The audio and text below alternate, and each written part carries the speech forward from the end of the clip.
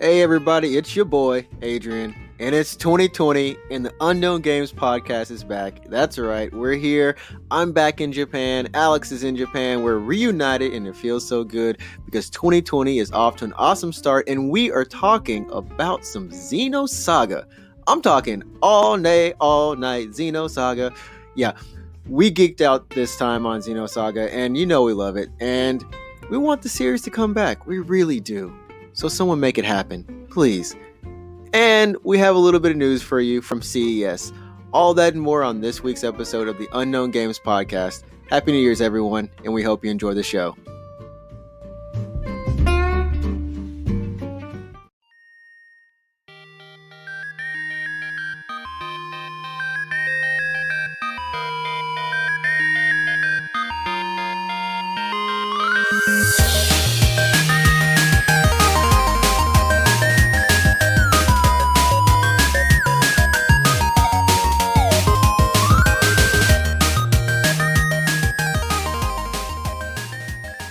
Hey everyone, what's up, and welcome to episode number 16 of the Unknown Games podcast. Happy New Year's!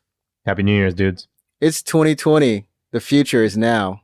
Indeed. So it's the start of a new decade. A lot of people are saying like, oh, it's not a new decade until like 2021, but I think you count the decade from zero, so that would be 2020.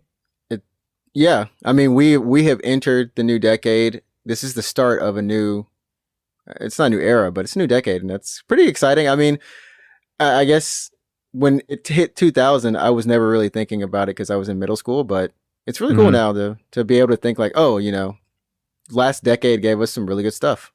Yeah, I was thinking, honestly, like today, how like when I was in high school, I remember having like a Zune or whatever. Oh, and dude. Then, Yes. Yeah, and then being on like early YouTube, and then I was thinking like, oh, this is like peak technology. There's nothing that's gonna be better than this. Like I'm in the best era of humanity right now. And then now that we're in 2020, I'm like looking back at, you know, the Zune again, and I'm like, holy, like we've come so far. Like things are only getting better. Like okay, so before we go any further, the voice that you just heard and our voices, I'm Adrian, your host, and that was Alex, What's co-host. Yeah, always with the static what's up, you know, keeping it real for all of us in the new decade. And this is, you know, a podcast where we talk about video games, of course, and we also talk a little bit about Japanese life. We are based in Japan. I'm back. So both of us are back in Japan. I mean, Well, I never left. But, yeah. Alex never left. We kind of like left and came back. I did anyways. So it's good to be back in Japan. And of course, as always, it's good to have all of you listening. You know, super thanks for your support in 2019. And, you know, we hope that you'll enjoy us in 2020. We've got some cool things hopefully in store for you. And we hope that you'll spread the word to your friends to take a listen to us and, you know, follow, subscribe, and enjoy. Yeah. Just, I don't know. Thanks for the support thus far, and looking forward to a good year with you guys. So we're like we said, we're back. It's 2020, and you were talking before the show that I think we should get this over with first.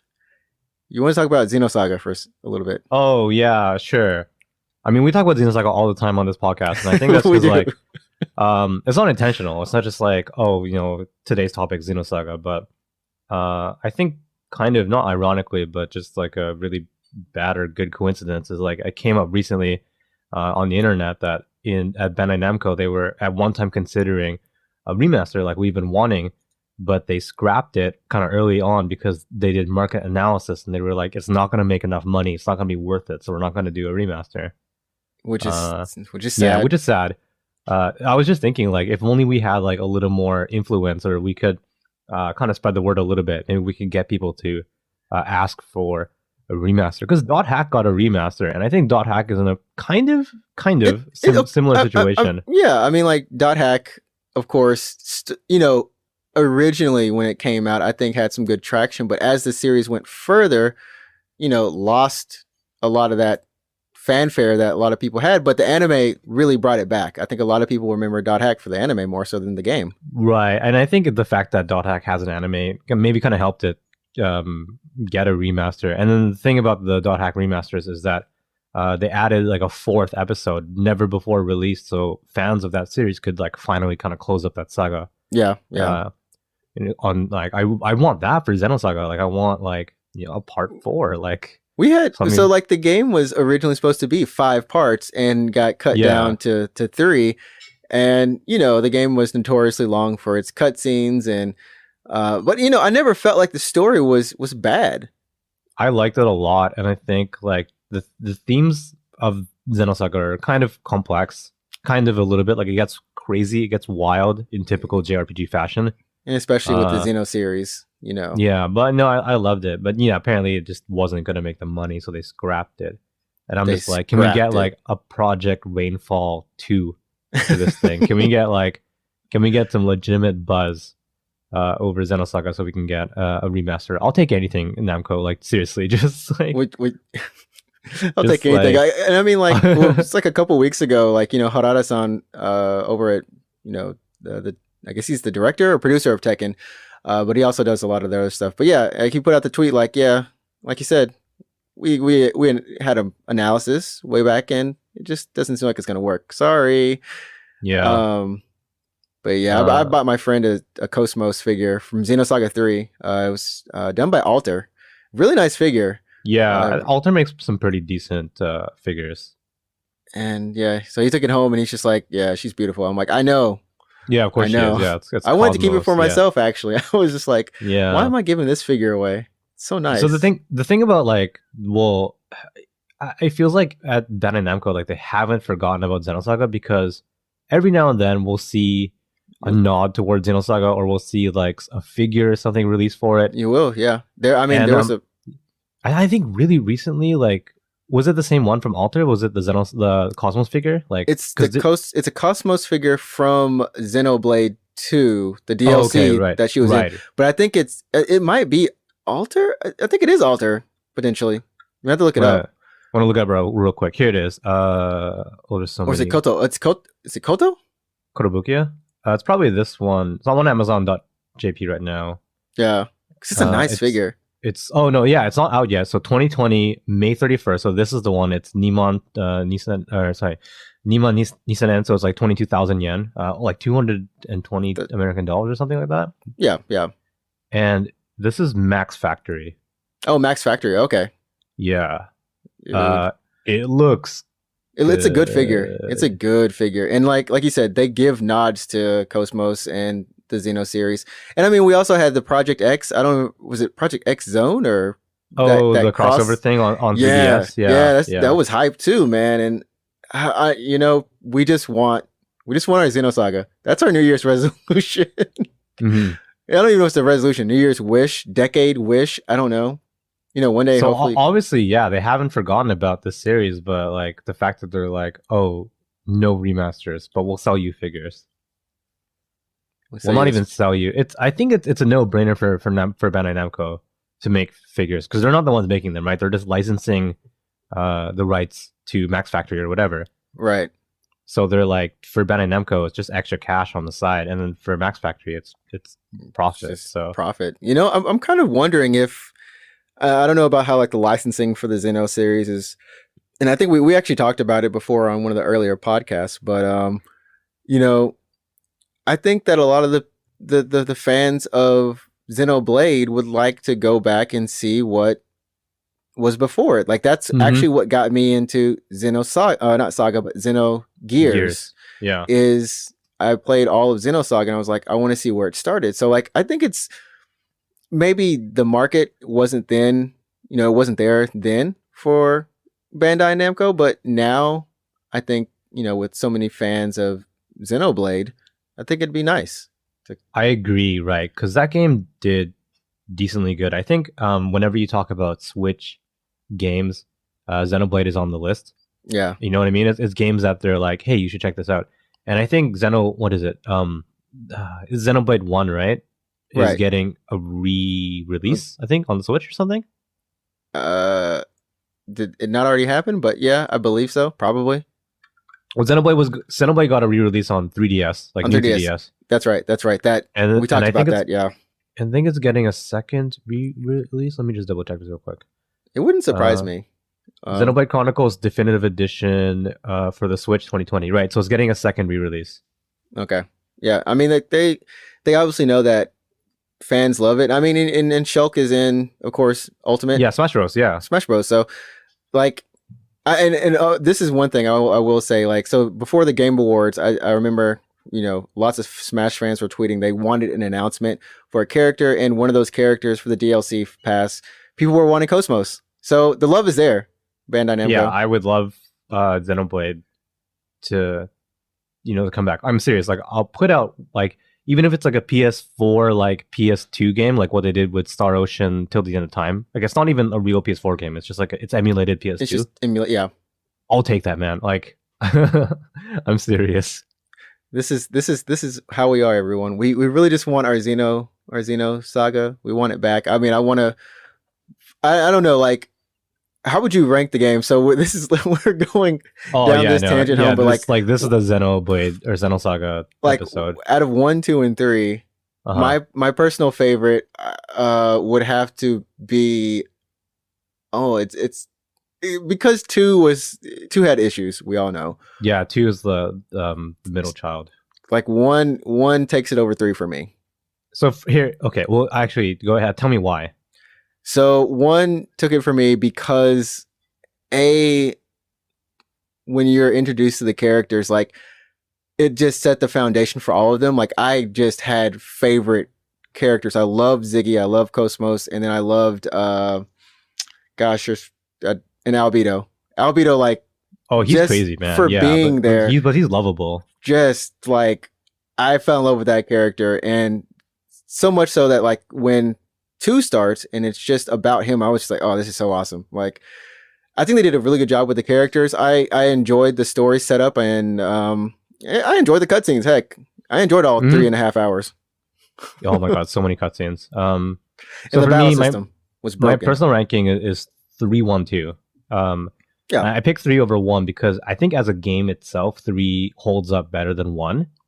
The battle system is like a little bit more dynamic, and the fights with the eggs, the armored mechs. Yes, that was actually a thing. That was actually a thing because the first one they didn't really have it, and it was. The thing that I like is that the boost system was just so broken in the first game. Oh man, boost was great. Ooh, boost was so good. That's yeah. But so the fights themselves, I think in 3 are pretty fun. I don't know. I just feel like the pacing of 3 was a little bit better, and then 1, I like it because I don't know. It's also a negative of the series, but it feels like a slow burn. Like it takes a while to really get going. I think it does. But then once you're in it, like once you're in the thick of it, you like really care about the story and the characters. And it's like I said, like they do just such a good job of making each one of them memorable, or giving them kind of quirks and something to kind of remember them by, and they continue it throughout the series, except for 2. Like 2, like everyone knows it, they just dropped the ball with 2, and not in like a bad way. It's just I didn't mind the story of 2, but the battle system of 2 is just so bad. Put people up and downs. Put them up and down. So here's the thing. So for anyone who hasn't really, I mean, maybe if you heard about Xenosaga, but so 2 basically changes the perspective of the main character from Shion. Wait, is it Shinon? Shion is sort of online. Anyways, so it changes the perspective of the main character. To Junior, who is one of the he's the equivalent of Hope or Snow. Right. Well, he's kind of Junior's really interesting because he's in the body of a kid, but he's like mentally he's like really old or something. Right, because he's not a normal. Yeah, he's not a kid. He's not a human actually, right? He's not rebellion. Crap. I'm blanking. I'm blanking on it. He's an artificial, like whatever he is, right? Yeah. And he was in like elite, I think, squad or something. But so he's in the body. I forget why it is, but he's in the body of a child, but he's mentally like super old. Anyways, so it changes the perspective to him, and then I think a lot of people just didn't like that. They didn't like how it narrative like kind of just changed. So this is interesting, and maybe you haven't played it yet, and if you can find it, you should really get it. So in Japan, only on the Nintendo DS, there is a remake of Xenosaga 1 and 2. What? Yeah, it's called Xenosaga 1 and 2. It's a remake on Nintendo DS. It is a complete retelling of the first two games, only from Shion's point of view. What? So you no longer get Junior's point of view from 2. It's now back to Shion. It's back to, because like in 3, it goes back to Shinon again. Right. So in the remake for DS, it's all her point of view, and the battle system is completely different. Dude, that sounds kind of like I need to go find this. Yeah, it's so hard to find. You said 3DS, right? Not DS. DS. Oh, DS. Ooh. We have to go to Akihabara for that. If you can find it, I really recommend you pick it up. It's so hard to find. I can't really find it. I have a copy myself. I own it. I own it. Okay. You can. But I haven't like. Yeah, no. That's like a treasure of mine. It's my baby. We'll go on Amazon and find it. Like, yeah, I got it. So it's on the DS. It's just called Xenosaga 1-2. It's a retelling of the first two games, only from Shion's point of view, and it has a different battle system. That's interesting. Did they change the graphic style or anything like to? No, it's everything has to be completely different, right? Yeah, it's like full anime style. So Xenosaga has like a 3D anime style. Yeah. This is just like flat. Just 2D, just straight to. Okay. And then the battle is isometric tactics. Okay. Oh, that's interesting. Well, I mean, because the cool thing about that battle system is it could easily just been isometric tactics style. And then like you have to move your character like physically like on the board. You should for sure check it out, man. Oh man, this is good. See, once we start talking about Xenosaga, we just get lost in nostalgia. Oh wait, Xenosaga did have an anime. It did have an anime. Wait, what? It did? Yeah, it did. What? It did. Yeah. Oh gosh. So every turn, we're proving our point wrong now. They tried. This is like the super special Xenosaga episode of this podcast, but just to move things around, I think I just want to add that it's I don't know, it's really good. It does have an anime, so maybe there's some hope there, I guess. We gotta keep hope alive. 2020, keep hope alive, and for the decade, one day we'll get it. Do you remember in 3? Here's the last thing I'll say. Do you remember in 3 where Shion has her flashback with her parents? No. What she happened? Has like, because Shion has like mental trauma. Like her character is she has like an actual mental like, she has like mental trauma. And then in 3 it shows the flashback of like when she lost her parents, and it's like it's so dark. Gonna make me like go back and watch all the cutscenes. You should just replay the games. I gotta go. Well, I have the games at home in America, so I'd have to like get them here again. But I would like to try to find 1 and 2 on DS. Like so, that would be kind of fun to play. You should for sure play it. Yeah. So, anyways, that's it. What have you been playing recently? Not Xenosaga, but what have you been playing recently? Yeah, still just going through Crisis Core. So I got back and I haven't booted it up for too long. I still think I'm about at least halfway through the game. I've gotten past the point where, I've officially met Cloud. I've, defeated Genesis, quote unquote. Maybe he's in the live stream. I don't know. But he starts attacking again. So I'm kind of what I feel like is a good halfway point. And I've been enjoying it. I'm going to start playing probably a little bit of Apex here and there. Okay. But yeah, that's all I've been playing that I can think of. Cool, man. Yeah, what have you been playing? So I started and I finished Astral Chain over the break. Oh yeah, nice. How was that? It's good. It's a Platinum Games game. So if you played Bayonetta, Metal Gear Rising, those kind of games, and if you really like, so I know like Devil May Cry is a different studio, obviously different publisher, but if you like those kind of games, yeah, you'll probably like it. It's fun.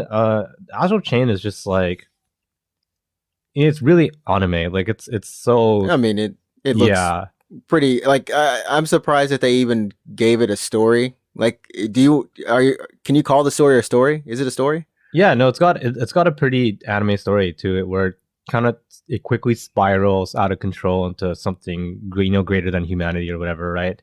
Okay, like larger, over the top. And then you're eventually like fighting like a god or something like in typical Platinum JRPG fashion. fashion. Yeah, it's good if so. I mean, if you have a Switch and if you got one for Christmas or something, and you're like, oh, what should I play? You like action games? Sure, for sure, give it a look. It's not too long. It's like 20-ish hours. It can go on longer than that if you want to do the special like end game missions, and they get kind of hard after a while. But Okay, otherwise, it's just like 20 hours. That's a good length for an action game. Honestly, like these days, like typically, action games would be like what 7, 8, 13 hours at max. But at least now there's a little bit extra content in it, and like you said, you can play it on the go. And this is something like after playing my PSP and Crisis Core, I've really thought about getting a Switch Lite as opposed to getting a Switch.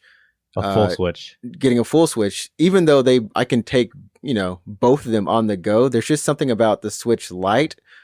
Maybe it's that extra $100 I'm saving, but yeah, it just feels like I was thinking about it as well, actually, between the Switch and the Switch Lite, and I eventually decided to just get a full Switch. And my girlfriend bought me a Switch actually for like our anniversary. But if I had to purchase one myself, I would actually just get the full Switch. And the reason why is, despite the fact that you're saving money by getting a Switch Lite, you have the benefit of swapping out your Joy-Cons with a full Switch in case one breaks or something like that. You can just buy a Joy-Con and not have to send it in for repair. And if you ever want to record and or stream Switch software, you can't really easily do it on a Switch Lite. Yeah, Switch Lite is purely, I mean, it's really is just a handheld, and that's one of the things I like about it. But like you said, if you're wanting to do any type of streaming, or if something goes wrong, or even if you just like, I don't think there's even a kickstand on it because there's no. Yeah, I'm not sure there's a kickstand on there either. Yeah, there's no desktop mode or whatever they call it. You really are getting a pared down version, but it just depends. I guess I could almost see the case where the Switch Lite is actually smaller than what it is now, being a good proposition as well.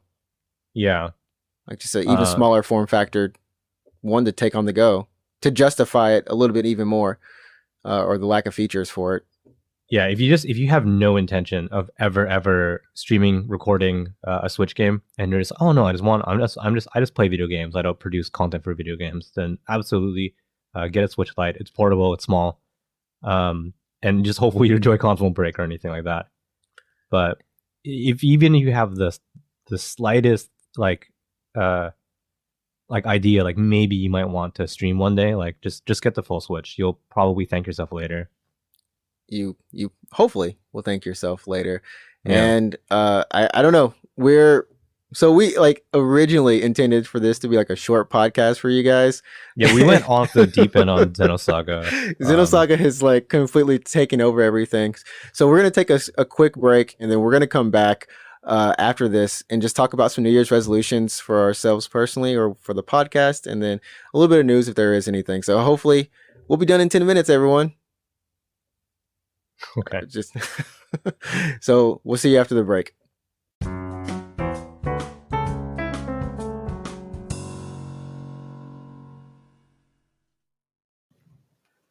Hi everyone. Yo, it's me, Adrian, and I got to give a shout out to our sponsor, Anchor, for being not only our sponsor, but also for being our host. Now, Anchor is an amazing way to record and publish, distribute your podcast. Seriously, everyone, we were looking through so many different options, but Anchor has been such a wonderful place and a home for us. Number one, it's free. It's free. Yeah, it's free. I said that 3 times because that was home for us. And also, you don't have to worry about uploading only a certain amount per month or getting rid of episodes. Free unlimited storage. So that is huge point for us. And we also want to say that Anchor allows you to edit and upload your podcast, even record your podcast, not just from your computer, but also from your mobile device. That's right. I'm recording this from my mobile. Yeah, see, I sound just as good as on the PC. And that's really cool. You can do it anytime with friends and just be as creative as you want. And number three, I think this is one of the best points, period, is that Anchor will even distribute your podcast for you. That's right. We don't know how on earth to get on any of the platforms that we need to, iTunes, Google Play Store for podcasts, but Anchor does. And you don't even have to do anything. They do it for you. So I'm just like, what? And it's on Spotify? My friends use Spotify. I use Spotify. Oh, hey, just share via Spotify. There's so many cool things that you can do.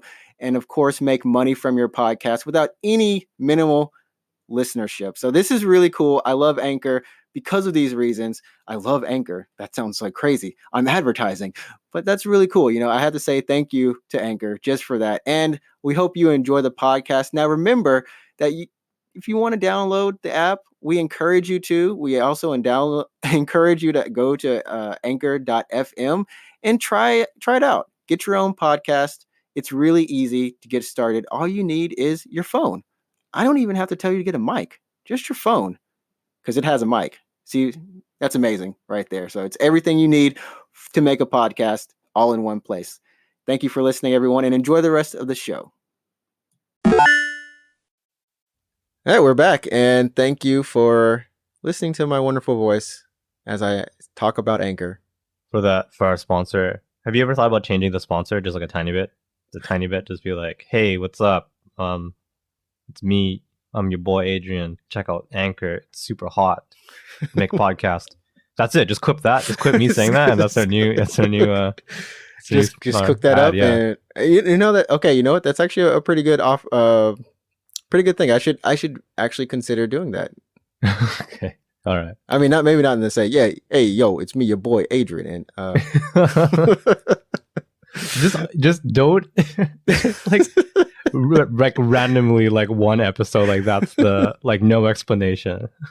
I just started speaking like, hey, yo, it's me, Adrian, and okay. Anyways, it's 2020 as we said, and we have our own personal New Year's resolutions. I'd like to start with you, Alex. What are your resolutions for this year or goals for the podcast or yourself? What do you got up your sleeve? What are you cooking? I don't know. I guess like I want to try to continue to play more games and finish more games. I think that's the key here is because I buy games almost every month, but I don't really finish them all the time. Mm-hmm. So I feel really good about finishing Pokemon and Astral Chain, and I want to continue that. I want to finish for sure Atelier no Ryza, which is what is the Ryza? Just call it Ryza. My brain gets confused when I think about like that. Mystic. Ryza no Atelier is the Japanese name. Atelier Ryza is the English name. Okay, anyways, I want to finish that. And I really want to finish Persona 5 Royal because I love Persona, and I really want to finish it before it comes out in English. So no English speakers can spoil it for me, and I can kind of like feel good about finishing it before it comes out in English. Yeah, exactly.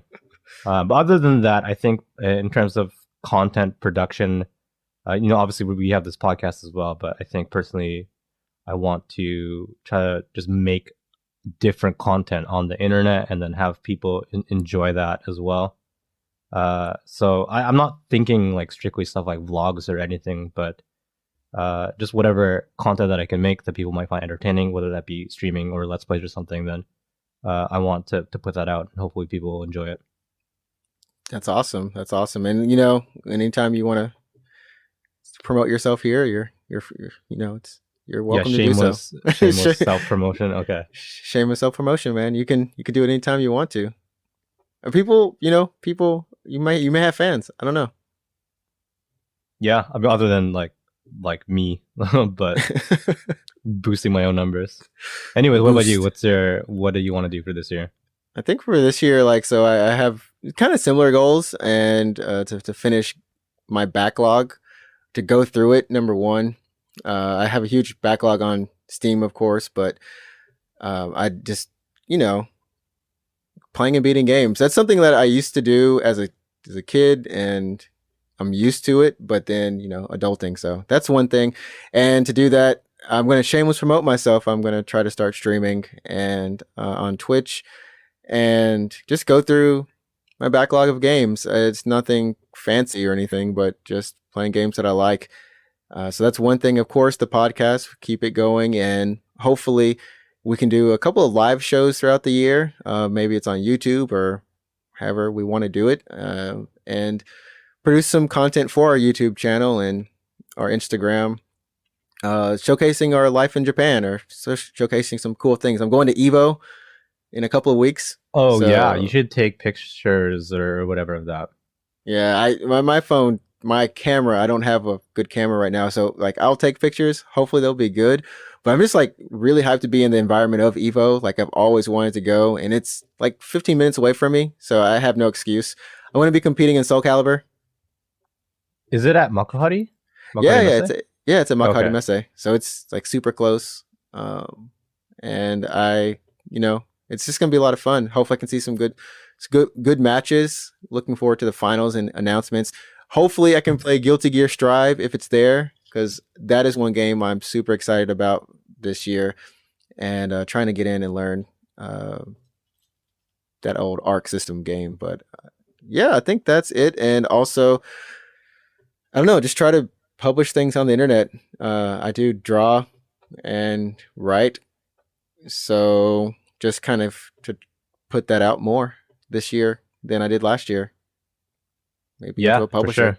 So that's I mean, you can probably pimp your links or whatever at the end of the show or in on the Twitter or something like that.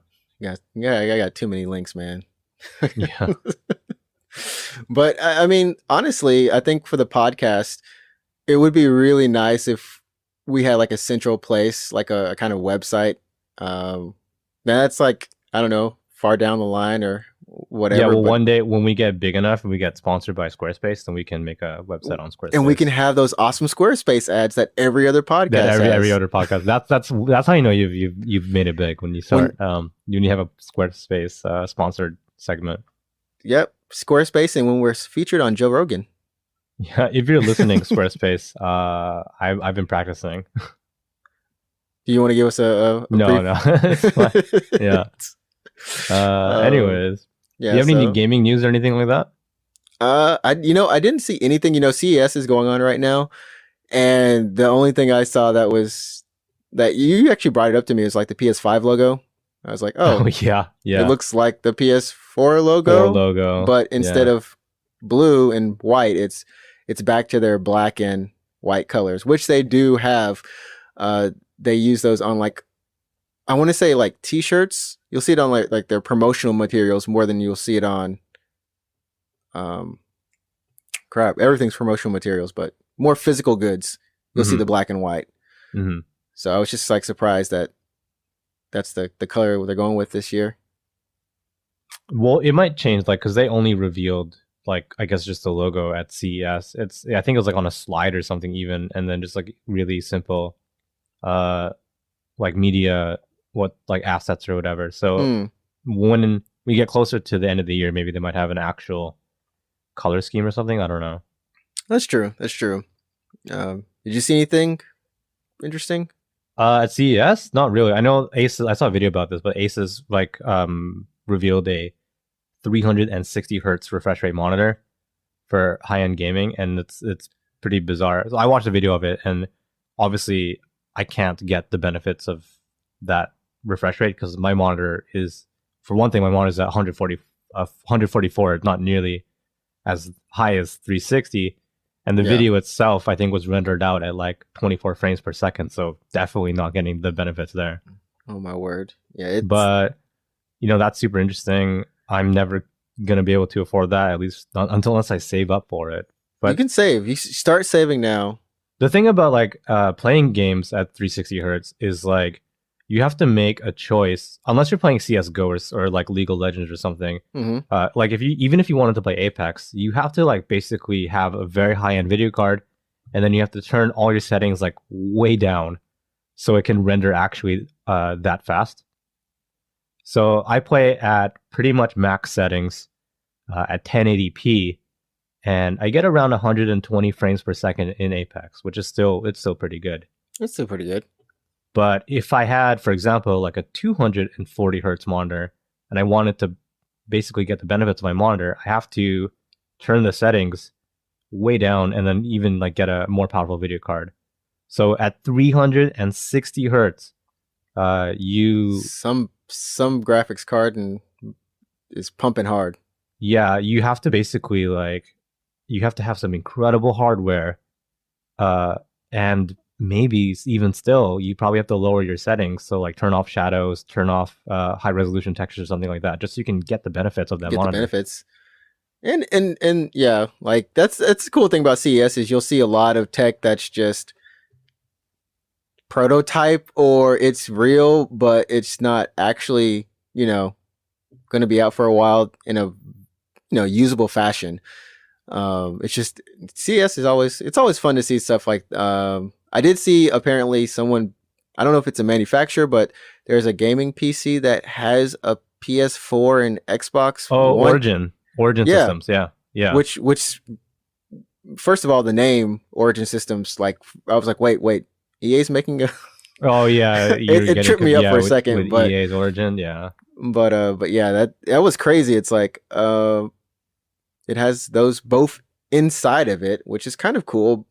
The next console cycle is starting, but hey. Yeah, I know. I can't imagine dropping like a ton of cash on that and then like literally like 7 months from now, PS5. Get your PS5 or your Xbox Series X. Series X, yeah. I'm telling you, man, when Series Y comes out and they do a fusion with Pokemon, it's gonna be hot. Sure. Pokemon XY, like that's a couple gens ago, so a lot of missed the boat on that one. They can remaster it. Yeah. Yeah. Speaking of Pokemon, I don't know. I'm just curious about the next gen, especially after playing Sword and Shield. Yeah. Well, there's going to be another Pokemon for Switch, right? At least. No, I don't think they've announced anything. They they haven't announced anything, but I'm just thinking because they'll do like the kind of remastered version, which I guess should have all the Pokemon in it. Oh, you mean like the third version, like Sword, Shield, and Gun? And dude, that sounds hype. Sword, Shield, and Gun. That's hype. Pokemon Gun. I want this. Yeah, I know, right? Just a box art is like a pistol. Like another animal, but this animal's holding a gun. So Shadow the Hedgehog. It's yes. Shadow. Yeah, okay. Someone photoshopped that right now. Yeah, that's funny. Oh man. Anyways, yeah. So for news, I think the only thing that kind of interesting that happened last week was the FF7 demo leaked actually on the internet. Like first, it was just the existence of a demo leaked. So basically, and this is very, very similar to how Resi 3 leaked on the internet, is that the PSN accidentally somewhere in like a public, not like super public, but like I guess let's say a server that anyone can kind of really access. They uploaded assets of the FF7 demo as like the thumbnail, like the cover art or something like that. Right. So then people were like, oh, like there's going to be an FF7 demo. It's the exact same way that Resi 3 leaked. And then that was on the internet. And then I think a couple days later, for like somehow, the actual demo itself got into the hands of leakers and data miners. And then if you go on YouTube, I don't know if they pulled it, like Square Enix pulled them, but if you go on YouTube right now and just type in like FF7 remake demo footage, you can see someone play through the demo of FF7 remake. And I don't know, have you seen any footage of it or what? No, and I don't want to. So I watched a little bit of the demo. Mm-hmm. Looks so good, man. It looks so good. The music is good. The music is hype, like Bombing Mission. Yeah, Bombing Mission. It's so good.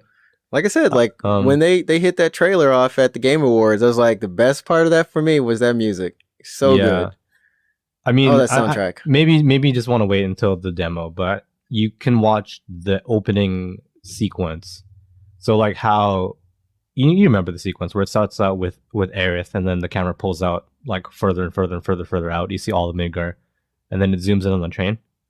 Yeah, they just remade that entirely. So if you want to like watch it, how it is in the remake, it's on the internet. And then if you want to watch the rest of the footage for the demo, you can also watch that. But it looks really similar, at least to my eye, to FF15, which I don't think is a bad thing. I actually had a pretty good time playing through 15. I I know just a lot want of to still have to people. go through. I know a lot of people have criticisms about 15. And sure, I mean, some of it is warranted. I agree the story is really rushed. But as a game, just as a video game, I had a good time with it. And then seeing how the game kind of looks like 15, I think I'm not upset by that. So Yeah, that would be, I think, warranted. You know, a comparison to 15. I think that's easily the strongest one that they could draw comparisons to. yeah, I mean, it already looks like 15 and 7 are so similar. I think in character design and Maybe one day Noctis will meet Cloud. have you played 15? Because anyways, wait, he does. no. Oh no, it's like if Lightning met Cloud. I never finished. Like I say this all the time on the podcast. I never finished that saga. Anyways, so that's it for news. I'm hyped for the demo. I don't know when it's coming out, but it should be soon. Maybe next month because the game itself is coming out. Oh my word, you're right, dude. Yeah. It's already mid-January. Right. So the game itself is coming out in a couple months. So in a couple months. The demo probably will be next month or something. Oh my word. We're already to that point of the year that we dreaded last year. Like it's about to be get your Final Fantasy, Cyberpunk, and Last of Us, and whatever else after that on. Yeah. E3. Then it's E3. What? Like, come on. Hey, here's a game that I think everyone forgot about. Do you remember when Capcom announced Deep Down at like the PS4 announcement? Wait, you mean the game where you're going through a dungeon? It's called Deep Down by Capcom. It's kind of like a dungeon. Yeah, I think they announced it like at the PS4. Yeah, it, like Souls like. Yeah, that thing. game's not canceled yet. I thought that game actually came out in Japan. No, Deep Down never came out. I thought that thing came. Am I thinking of another? Like, Are you thinking of Dragon's Dogma? No, because like I thought, like Deep Down was like another game? was a prototype for Dragon's Dogma or some weird thing. No, it's a completely different game, and it never came out. It still hasn't come out yet. I just remembered it like last week when I googled Deep Down. It's not canceled apparently, and I'm like, you guys, is it gonna be a PS4 game because PS5 is just around the corner, like. But yeah, whatever it is, I mean, people would be really hyped for another Dragon's Dogma. Oh yeah, well, I mean, so Dragon's Dogma had an MMO in Japan for a couple years. I think it shut down or will be shutting down really soon. Right.